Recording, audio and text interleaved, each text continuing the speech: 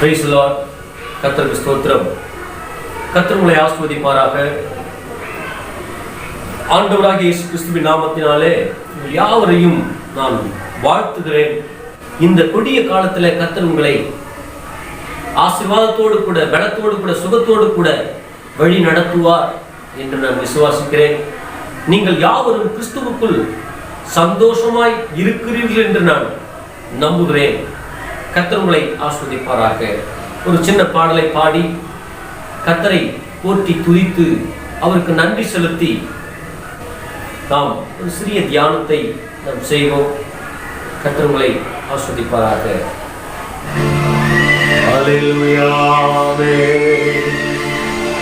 நன்றி நன்றி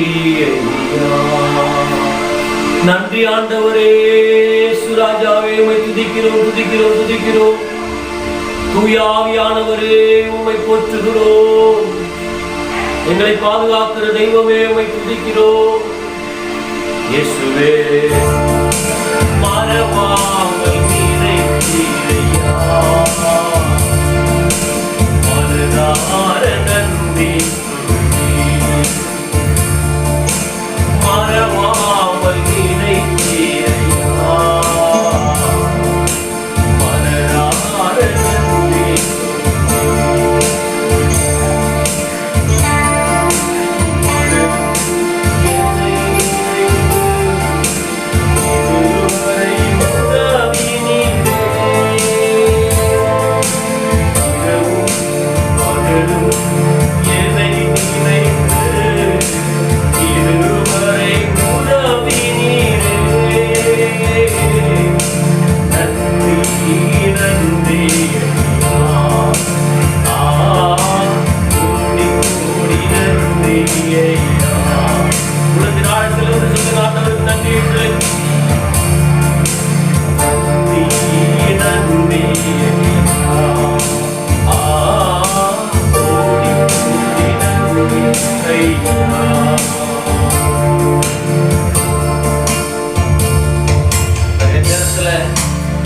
தேவைகளை அவர் சந்திக்கிறவராய், நம்முடைய குறைவுகளை நிறைவாக்குகிறவராய், ஒவ்வொரு நாளும் நம்மளை போற்றிக்கு வழிநடத்தக்கூடியவராய், நமக்கு உதவி செய்கிற எபினேசராய், உதவி செய்கிற எபினேசராய் அவர் இருக்கிறபடியினால் அவர் நம்மை நடத்துகிற விதத்தை நினைவு இந்த சூழ்நிலைகள் எல்லாம் தாங்கிக் கொள்ளும்படி, இதை விவைகளை மேற்கொள்ளும்படி ஆண்டவர் நமக்கு உதவி செய்து வருகிறாரே. ஓ ஜீசஸ்,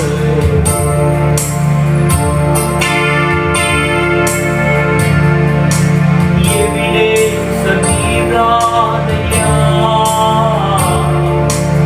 இதுவரை உதவி நீரே. எபினேசர் நீதானையா,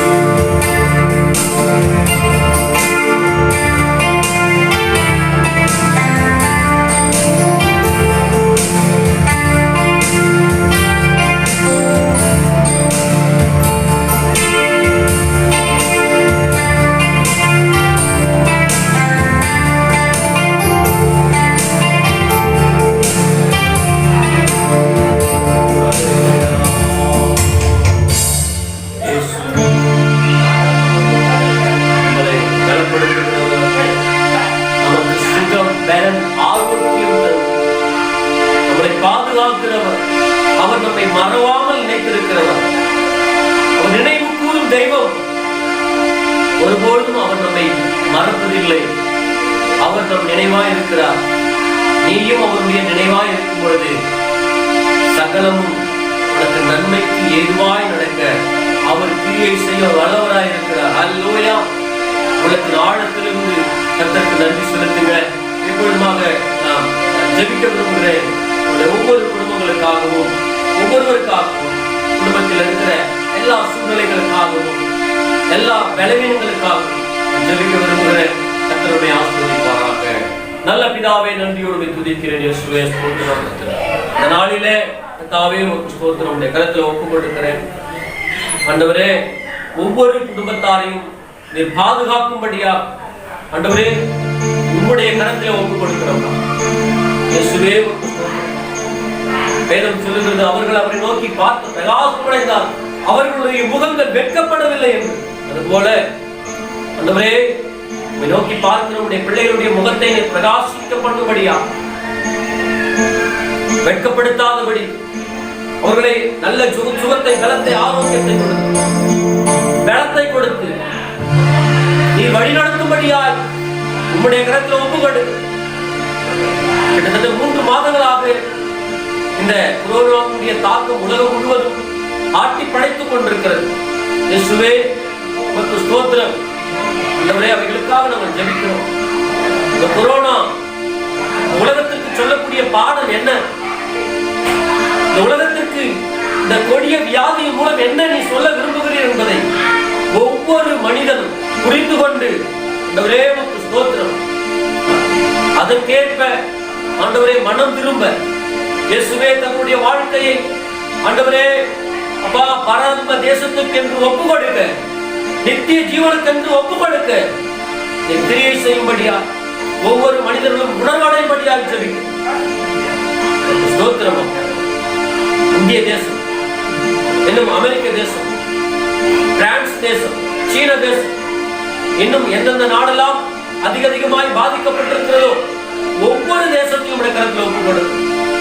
நான் தேசத்துக்கு சேமத்தை கட்டளையிடுவேன் என்று சொன்னேன். முதலாவது உம்மை நோக்கி பார்க்க ஒவ்வொரு மனிதருக்கும் நீ உணர்வுள்ள இருதயத்தை தாங்கப்பா. இந்த காலகட்டத்தில் என்னதான் முயற்சி செய்து மேற்கொண்டாலும் தோல்வியை அடைகிறதை கண்கூடாய் பார்க்க முடிகிறதப்பா. ஆண்டவரே, தீர்வு நீர் ஆண்டவரே, தீர்வு உம்முடைய சமூகம் ஆண்டவரே, தீர்வு உம்முடைய இரக்கம் ஆண்டவரே, தீர்வு உம்முடைய தயவு என்பதை புரிந்து கொண்டு ஒவ்வொருவரும் ரட்சிக்கப்பட உம்முடைய கருத்தில் ஒப்புக் கொடுத்து ஜெபிக்கிறோம். விசேஷமாக அப்போஸ்தலர் அற்புத ஊழியர்களின் குடும்பத்தாருக்காக ஜெபிக்கிறோம். அன்பு சகோதர சகோதரிகளுக்காக ஜெபிக்கிறோம். கர்த்தருடைய ஆசீர்வாதங்கள் அவருடைய தேவைகளை எல்லாம் சந்திக்க ஒவ்வொரு வீட்டிலையும் அப்பம் தன்னை குறைவிடாதபடி தேவன் வேலை அடைத்து பாதுகாத்துக் கொள்ளுங்கள். ஒவ்வொரு வீட்டையும் பாதையை அணுகாதபடி, கொடிய நோயினுடைய தாக்கம் அணுகாதபடி வேலை அடைத்ததற்காக உங்களுக்கு நன்றி. ஒவ்வொருவருக்காகவும் சொல்லி ஆஸ்வதிக்க பொறுப்படுத்திக் தொடர்ந்து வழிநடத்தும். இந்த அற்புத ஊழியங்கள் மூலமா கிட்டத்தட்ட 350 குடும்பங்களுக்கு பொருள் உதவிகள் கொடுத்து உதவி செய்து உங்களுக்கு கோடி ஸ்தோத்திரம். இந்த சிறிய சபையாரை கொண்டு நீ பெரிய காரியங்கள் செய்து வருகிறதற்காக ஸ்தோத்திரம். இன்னும் பெரிய காரியங்களை செய்ய போவதற்காக ஸ்தோத்திரம் ஆண்டவரே. உம்முடைய கருத்தில் ஒப்புக் கொடுக்கும். ஊழியம் கர்த்தருடையது என்று பார்த்து இந்த ஊழியத்தை உம்முடைய கருத்தில் ஒப்புக் கொடுக்கும். நாங்களோ இதை சிறிய ஒரு வேலையாக்கிறார், எங்களுக்கு அந்த கணத்தை கொடுத்தபடியால் உங்களுக்கு கோடி ஸ்தோத்திரம். இந்த கணத்தை முற்றிலுமாய் தொடர்ந்து ஆசீர்வதிக்க பொறுப்படுத்திக் கொண்டு கலப்படுத்தி வழிநடத்தும் இயேசுவின் மூலம் ஜெபத்தில் நல்ல பிதாவே. ஆமென், ஆமென், ஆமென். கர்த்தருடைய நாமம் மகிமைப்படுவதாக. ஒரு சில வசனங்களை நாம் தியானித்து உங்களை ஆசீர்வதிக்க விரும்புகிறேன். ஆண்டவர் உங்களோடு கூட பேசுவாராக. நீதிமொழிகள் 21ஆம் அதிகாரம் 31வது வசனம் இவ்விதமாய் சொல்லுகிறது, குதிரை யுத்த நாளுக்கு ஆயத்தமாக்கப்படும், ஜெயமோ கர்த்தரால் வரும். நம்முடைய தேவன் அவர் ஜெயம் கொடுக்கிற தேவன். வேதத்திலே அநேக இடங்களிலே கர்த்தர் நம்முடைய பிள்ளைகளுக்கு ஜெயம் கொடுத்து வழி நடத்தியிருக்கிறார். அல்லேலூயா. ஒரு நாளும் நம்மை அவர் தோல்வியடைய விரும்புகிற தேவன் அல்ல. அவர் ஒவ்வொருவருக்கும் அவர் ஜெயம் கொடுக்கிற தேவனாக இருக்கிறார். அவருடைய பெயரே ஜெய கிறிஸ்து. அவர் வெற்றி வேந்தன். அப்போ வெற்றி பெற்றவருடைய பிள்ளையாய் இருக்கிற நாம் ஒரு நாளும் தோல்வி அடைவது இல்லை. அவர் நமக்கு ஜெயம் கொடுக்கிற ஜெய கிறிஸ்துவா இருக்கிறார். அல்லேலூயா. அப்படிப்பட்டவருடைய பிள்ளையாய் நாம் இருக்கிறோம். கர்த்தருடைய நாமம் மகிமைப்படுவதாக. ரோமர் 8ஆம் அதிகாரம் 37வது வசனம் இவ்வண்ணமாய் சொல்லுகிறது, இவை எல்லாவற்றிலேயும் நாம் நம்மில் அன்பு கூறுகிறவராலே முற்றும் ஜெயம் கொள்ளுகிறவர்களாய் இருக்கிறோமே. நம்மில் அன்பு கூறுகிறவராலே முற்றிலும் ஜெயம் கொள்ளுகிறவர்களாய் இருக்கிறோமே. இன்னும் ஒரு வசனம் 1 கொரிந்தியர் 15ஆம் அதிகாரம் 57வது வசனம், நம்முடைய கர்த்தராகிய இயேசு கிறிஸ்துவினாலே நமக்கு ஜெயம் கொடுக்கிற தேவனுக்கு ஸ்தோத்திரம். அல்லேலூயா. அப்போ நம்முடைய தேவன் ஜெயம் கொடுக்கிறவர். அல்லேலூயா. இந்த காலகட்டத்தை கூட கர்த்தர் நமக்கு ஜெயம் கொடுப்பதற்காகத்தான் இந்த காலகட்டத்திலே நம்மோடு கூட ஆண்டவர் நம்மளை பாதுகாத்து இந்த பெரிய ஒரு கொடிய வியாதியினுடைய காலகட்டத்தில் நமக்கு பழக்குவித்துக் கொண்டிருக்கிறார். அல்லேலூயா. வேதம் தெரிவது, குதிரை யுத்த நாளுக்கு ஆயத்தமாக்கப்படும். அப்போ நீ ஒரு யுத்த நாளுக்கு என்று ஆயத்தப்பட்டு கொண்டிருக்கிறாய். அல்லேலூயா. ஆண்டவர் சமீப காலத்தில் எனக்கு வெளிப்படுத்தின ஒரு காரியம் என்னவென்றால், இதை காட்டிலும் கொடிய காலங்கள் வர இருக்கிறது. வேதம் தெளிவாய் அதைத்தான் சொல்லுகிறது. அல்லேலூயா. கடைசி காலத்திலே உங்களை துன்பப்படுத்தி, என் நிமித்தம் உங்களை அடித்து நிந்தித்து துன்பப்படுத்தி காவலில் போடுவார்கள். அப்படிப்பட்ட காலங்கள் வர இருக்கிறது. இன்னும் கொடிய காலங்கள் வர இருக்கிறது.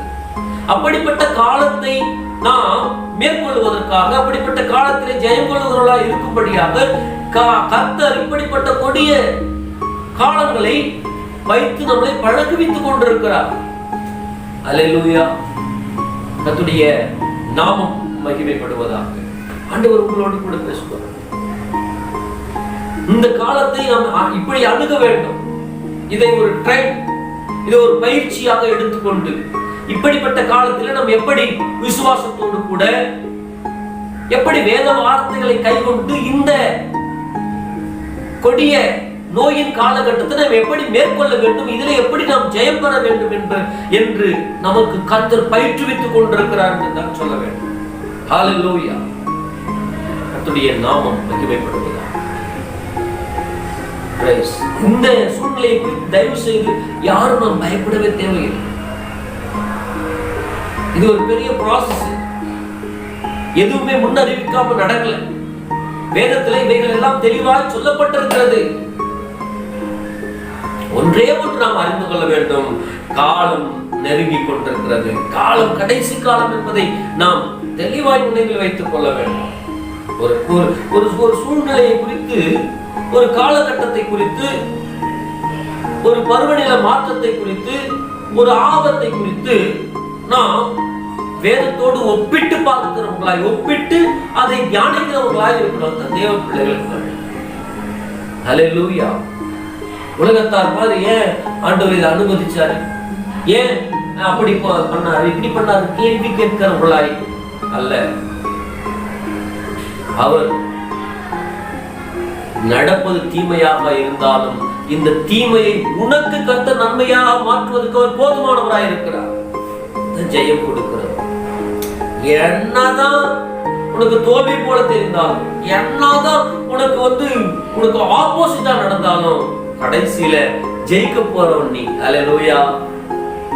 கர்த்தருடைய நாமம் மகிமைப்படுவதாக. இதுதான் ஒரு தைரியம். ஆண்டவருடைய பிள்ளையா இருக்கிறவர்களுக்கு இதுதான், இதனுடைய பேர் தான் அவருடைய பிள்ளை என்பதற்கு உண்டான அடையாளம். ரோமர் 8:37 வாசிச்சோம். இவைகள்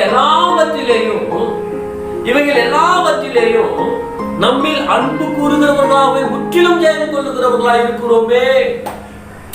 அல்லேலூயா. ஒரு காரியம், இவைகள் எல்லாவற்றிலேயும் 36 நீங்க பாருங்க, எவைகள் எல்லாவற்றிலேயும் உபத்திரவமோ, வியாகுலமோ, துன்பமோ, பசியோ, நிர்வாணமோ, நாசமோசமோ, பட்டயமோ. அல்லேலூயா.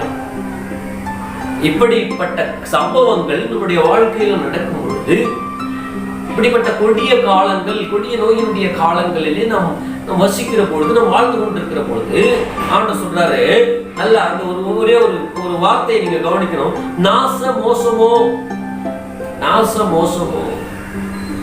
அல்லேலூயா. இவைகள் எல்லாவற்றிலிருந்தும் இந்த 36வது வசனத்துல வாசித்த ஒவ்வொரு காரியத்தில் இருந்தோம் முற்றிலும் நாம் ஜெயம் கொள்ளுகிறவர்களாய் இருக்கிறோமே. ஹல்லேலூயா. தோல்வி கிடையாது. அல்லேலூயா. அவரை ஒரு ஜெயம் பெற்றவரை, ஜெய கிறிஸ்துவை தெய்வமாய் ஆராதித்துக் கொண்டிருக்கிற உனக்கு தோல்வி கிடையாது. அல்லேலூயா. அல்லேலூயா. கர்த்தருடைய நாமம் மகிமைப்படுவதாக. ஆண்டவர் நம்மோடு கூட பேசுவாராக. நமக்கு அவர் ஜெயம் கொடுக்கிற தேவனாய் இருக்கிறார். எவைகளிலிருந்து நமக்கு ஜெயம் கொடுக்கிறார்? 3 காரியத்தை மாத்திரம் சுருக்கமாய் உங்களுக்கு நான் சொல்லி முடிக்க ஆசைப்படுகிறேன். ஒன்று, சோதனையிலிருந்து உனக்கு ஜெயம் கொடுக்க அவர் போதுமானவராக இருக்கிறார். அல்லேலூயா. வேதனையிலிருந்து உனக்கு ஜெயம் கொடுக்க அவர் போதுமானவராக இருக்கிறார். அல்லேலூயா. உன்னை சாதனை படைக்க வைக்க உனக்கு ஜெயம் கொடுக்க அவர் போதுமானவராக இருக்கிறார். கர்த்தருடைய நாமம் மகிமைப்படுவதாக. அல்லேலூயா.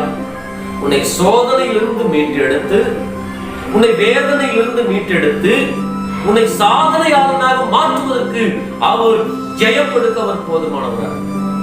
அல்லேலூயா. கர்த்தருடைய நாமம் மகிமை. 3 நபர்களை மாத்திரம் வேதத்திலிருந்து உங்களுக்கு சுட்டி காட்டி உங்களை ஆசீர்வதிக்க விரும்புகிறேன். கர்த்தர் உங்களை ஆசீர்வதிப்பாராக. ஒரே ஒரு காரியத்தை நாம் வாசிக்கலாம். முதலாவதாக, சோதனையிலிருந்து நமக்கு ஜெயம் கொடுக்க இயேசு போதுமானவராக. உங்களுக்கு வேதத்திலிருந்து ஒரு மனிதரை குறித்து நன்றாக தெரியும். ஆதியாகமம் 39ஆம் அதிகாரத்தில் பார்க்கும்போது இந்த இடத்துல யோசேப்பை பார்க்கப்படுகிறது.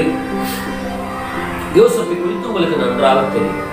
வரும் காலங்களிலே பெரிய பதவி வகிக்கிறவனாக, தன் சகோதரர்களுக்கெல்லாம் அவன் படியளக்கிறவனாக இருக்கக்கூடிய ஒரு சொப்பனத்தை அவன் காண்கிறான். அந்த சொப்பனத்தை சகோதரத்திலே பகிர்ந்து கொள்ளுகிறான். அவர்களுக்கு இவன் மேல் ஒரு எரிச்சல். அன்றைக்கு ஆரம்பமானது என்னுடைய வாழ்க்கையிலே சோதனை.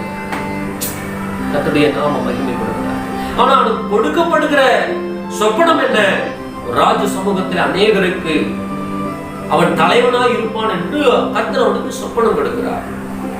ஆனால் அவனுடைய வாழ்க்கையில நடக்கிற காரியங்களை பார்க்கிற போது, என்றைக்கு அந்த சொப்பனத்தை குறித்து தன் சகோதரத்திலே சொன்னானோ அன்றையிலிருந்து அவனுடைய வாழ்க்கையில பயங்கரமான சோதனை.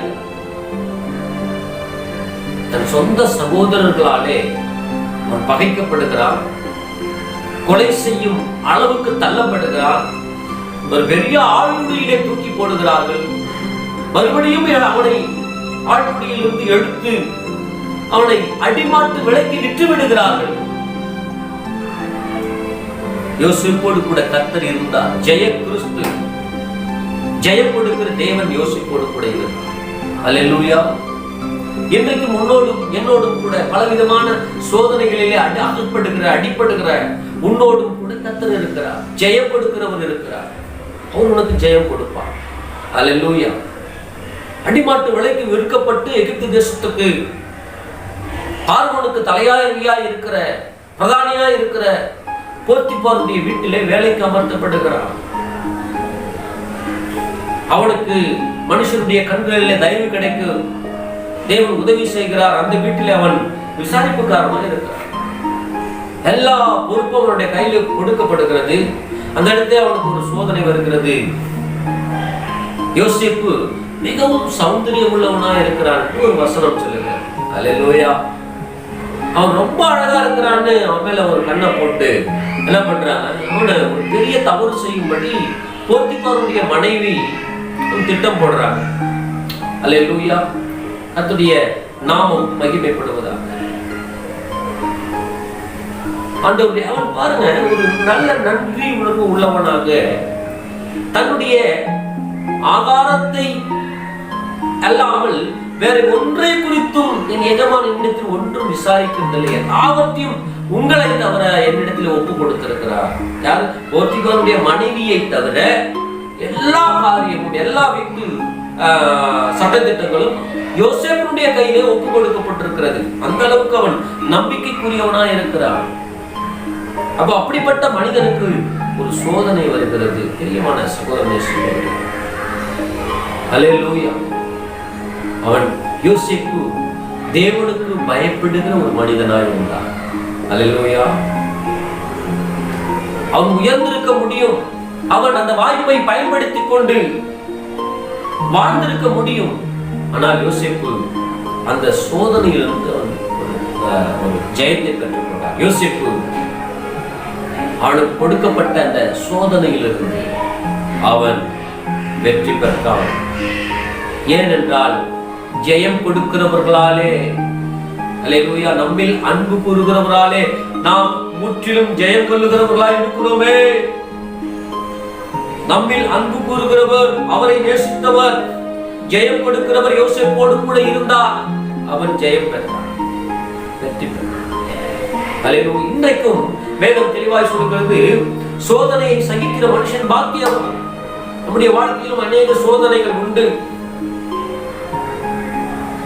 அந்த சோதனைகளை எல்லாம் மேற்கொள்வதற்கு, யோசேப்பை போல ஜெயம் பெறுவதற்கு, கொடுக்கப்பட்டிருக்கிற சோதனைகளை ஜெயம் பெறுவதற்கு, அல்லேலூயா, தேவன் ஜெய கிறிஸ்து உன்னோடு கூட, அல்லேலூயா, உனக்கு ஜெயம் கொடுத்து அவர் வழி நடத்துவார். இன்னொரு காரியத்தை பார்ப்போம், வேதனையிலிருந்து உனக்கு ஜெயம்.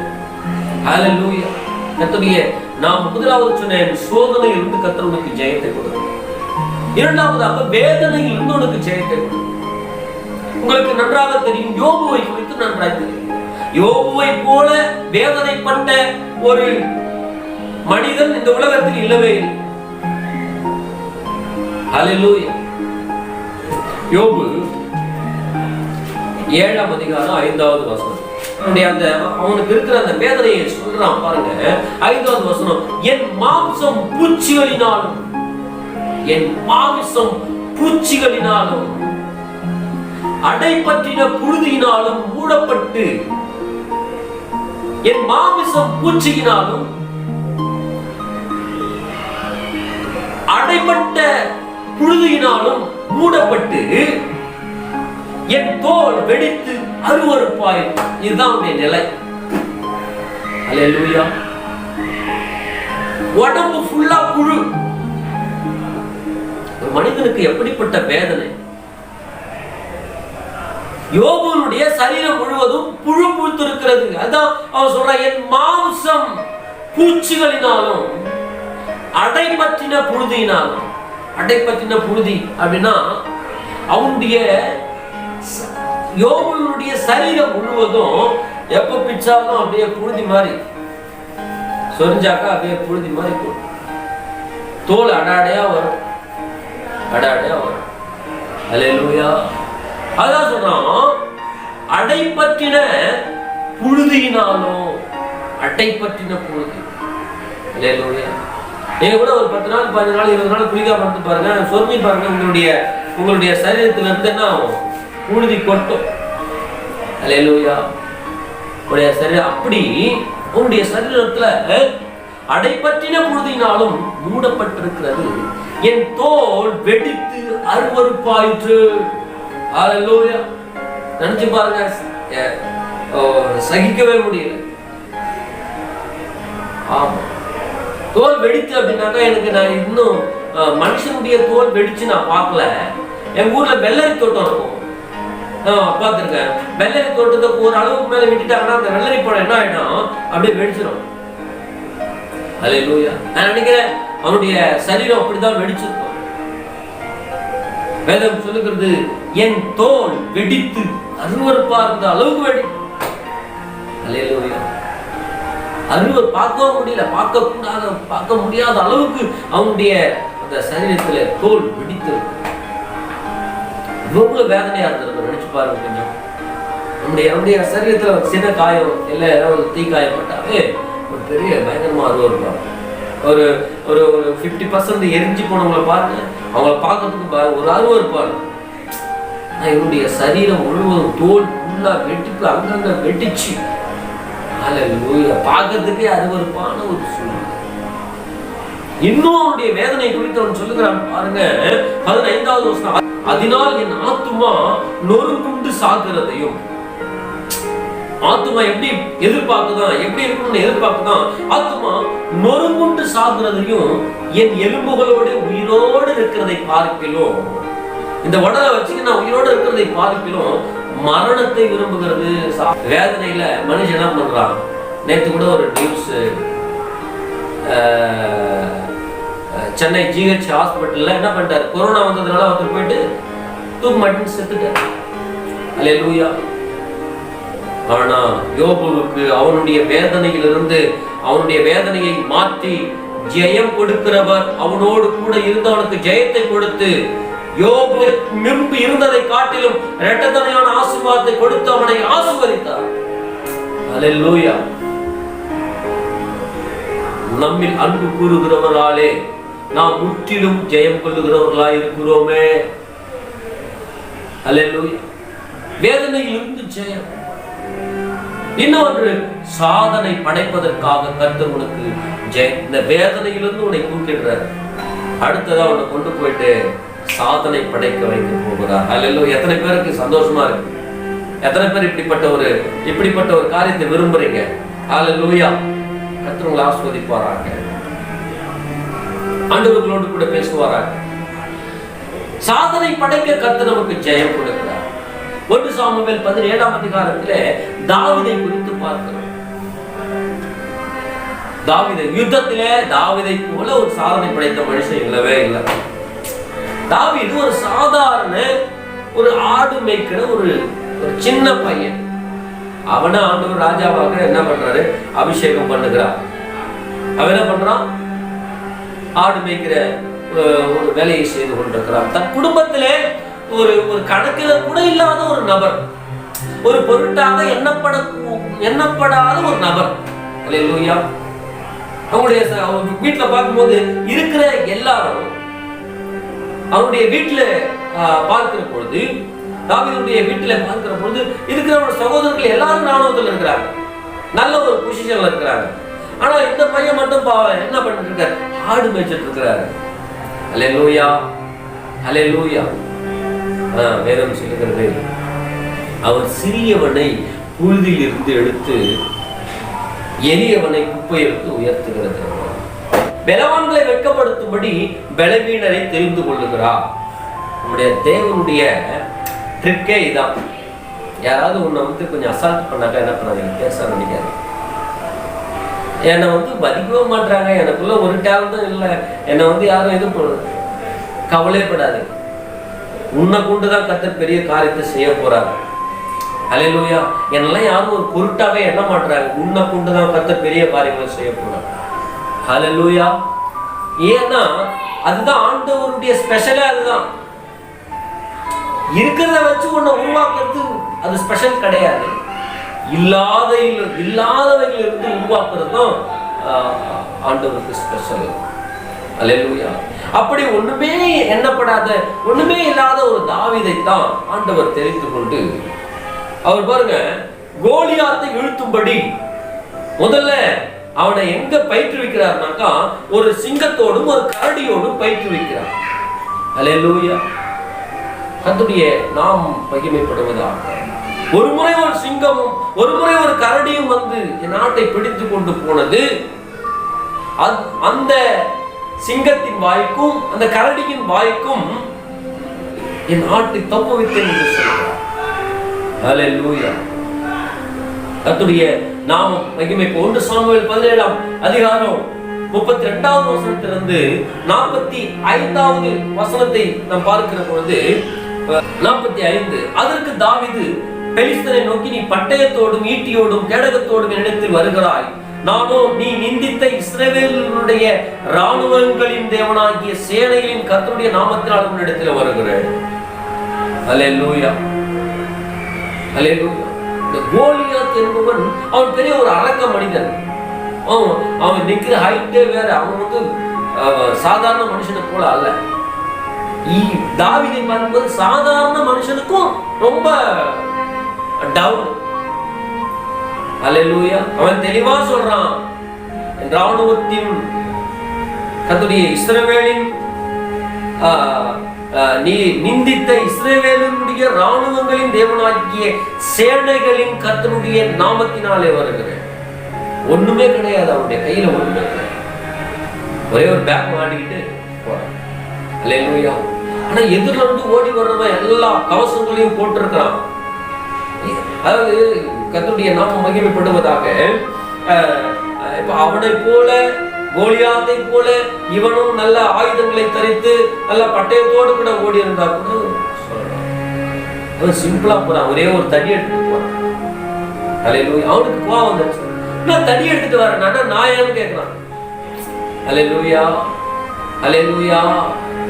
நம்மில் அன்பு கூறுகிறவராலே முற்றிலும் ஜெயம் கொள்ளுகிறவர்களா இருக்கிறோமே என்ற ஒரு எண்ணம் எப்பொழுது நமக்குள் இருக்கணும். ஒண்ணுமே கையில இல்லை. எடுத்தான், அவன் எடுத்தான், உண்டிகோல வச்சான், அடிச்சான், நெத்தியில போய் கண்ணுல பதிஞ்சிச்சு. அவ்வளவுதான், ஆல் அவுட்.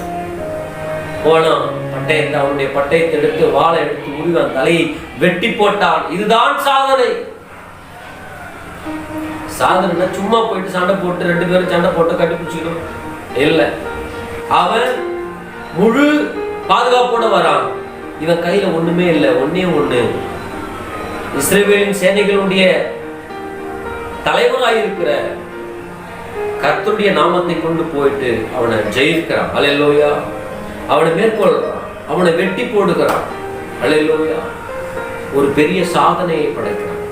இன்று வரை பேசப்படுகிற அளவுக்கு ஒரு பெரிய சாதனையை படைக்கிறான். கர்த்தருடைய நாமம் மகிமைப்படுவதாக. நம்மில் அன்பு கூறுகிறவராலே நாம் ஜெயம் கொள்ளுகிறவர்களா இருக்கிறோமே. அல்லேலூயா. ஒரே ஒரு எண்ணம் நமக்குள்ள எப்பவுமே இருக்கணும், நான் ஜெயம் கொள்ளுகிறவர்களா இருக்கிறேன், நான் ஜெயம் கொள்ளுகிறவனா இருக்கிறேன், நான் ஜெயம் கொள்ளுகிறவனா இருக்கிறேன், நான் ஜெயம் கொள்ளுகிறவனா இருக்கிறேன். அல்லேலூயா. அந்த ஒரு எண்ணம் மட்டும் எப்பொழுதுமே மாறக்கூடாது. நம்முடைய வாழ்க்கையில என்ன சோதனைகள் வந்தாலும் என் தேவன் அந்த சோதனையிலிருந்து தப்புவிக்க வல்லவராக இருக்கிறார். என் வாழ்க்கையில் எப்படிப்பட்ட சம்பவங்கள், எப்படிப்பட்ட நாச மோசங்கள், எப்படிப்பட்ட வேதனைகள் வந்தாலும் அந்த வேதனையிலிருந்து என்னை மீட்டெடுக்க என் தேவன் போதுமானவராக இருக்கிறார். அல்லேலூயா. வேதனையின் உச்சத்துக்கு போன யோபுவையே கர்த்தர் விடுவித்தார் என்றால் உன்னை விடுவிப்பதற்கு அவருக்கு ஏமாத்திரம். அல்லேலூயா. சோதனையிலிருந்து எடுத்து உன்னுடைய வேதனையிலிருந்து எடுத்து உன்னை அப்படியே நிறுத்துவதற்கு அல்ல, உன்னை சாதனை படைக்க என் தேவன் போதுமானவராக இருக்கிறார். அல்லேலூயா. உள்ளத்தின் ஆழத்திலிருந்து கர்த்தருக்கு நன்றி செலுத்தும். நம்மில் அன்பு கூறுகிறவராலே முற்றிலும் ஜெயம் கொள்ளுகிறவராய் இருக்கிறோமே என்ற எண்ணம் எப்பொழுதும் நமக்குள்ள இருக்கணும். ஆண்டவர் நம்மை ஆசீர்வதிப்பாராக.